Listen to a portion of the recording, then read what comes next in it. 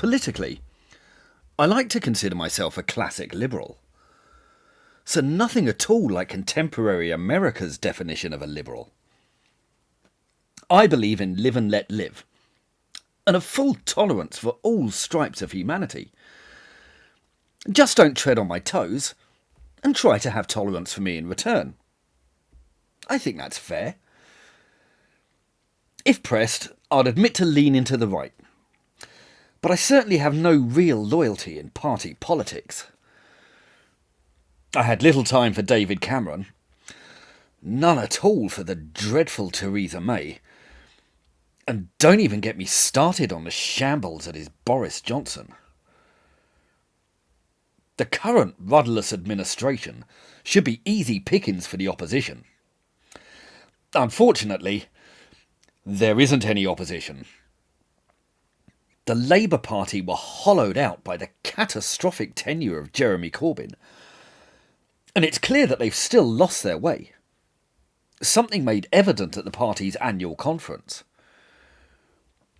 Instead of attempting to win back their traditional voting base, or construct a manifesto that might challenge the government, the Labour Party decided to obsess over whether men could have a cervix. Rosie Duffield had said only women have cervixes. So in response, the Labour Party began tearing itself to pieces.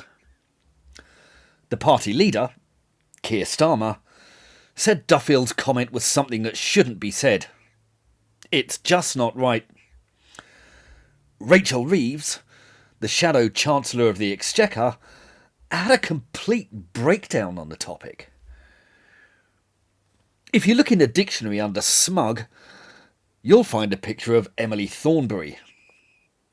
And she appeared on a panel on the BBC which, predictably, consisted of two radical leftists who agreed on everything.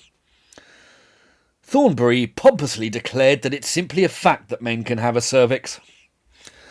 Well, you can almost hear the stampede of the working classes rushing back to support them. I mean, what are they even thinking? It would be simplicity itself to simply say that matters of personal identity aren't the remit of politics, and to swiftly turn the conversation back to the issues.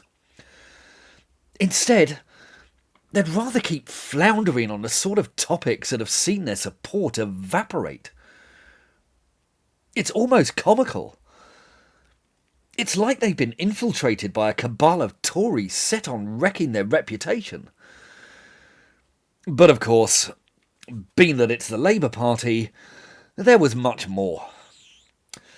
Despite Keir Starmer's pathetic attempts to win over the woke, identarian left wing of his party, they of course continually heckled him and screamed abuse during his speech. Because that's going to convince the electorate that they're ready for office. Owen Jones joined in this unified front by dismissing Starmer as dishonest, unprincipled, uncharismatic, and unelectable. I mean, irony. He even claimed that Starmer's followers are driven entirely by factional spite.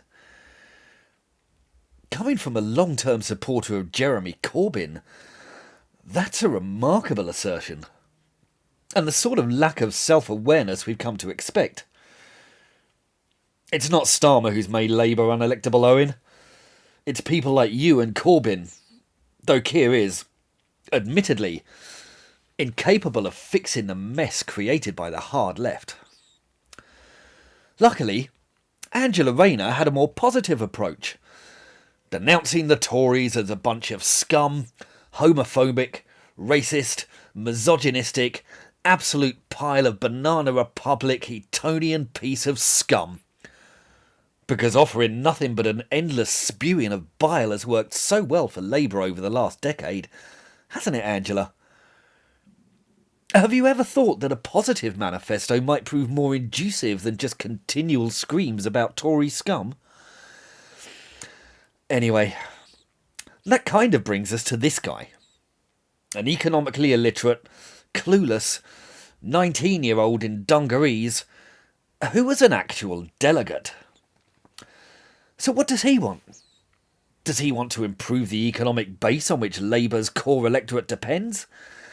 Of course not. He wants to completely scrap all fossil fuels, except the ones that power his mobile phone and tablet, I assume. And he believes that the 1% are effectively a magic money tree that can be taxed out of oblivion. In fact, he says they're not a money tree. They're a forest. Someone might have told him that the richest 1% already pay 28% of taxes, and that countless examples from history have shown how attacking the wealthy only impoverishes the poorest members of society. But I suspect that would fall on deaf ears. Really, the reliance on middle-class socialist students who yell out, "Solidarity, comrades!" just shows how pathetically out of touch this party is. Because clueless, spoiled children like this boy are just attacking the sort of jobs on which the working classes depend. And to top it all off, Mark Ferguson gave an extended speech that was roundly dismissive of white men. Because blimey, you don't want any of those voting for you, do you? Still, this is par for the course. After all, we just saw 2 white students kicked out of a communal study space at Arizona State University. The girls who screamed abuse at them claimed that their presence made them uncomfortable.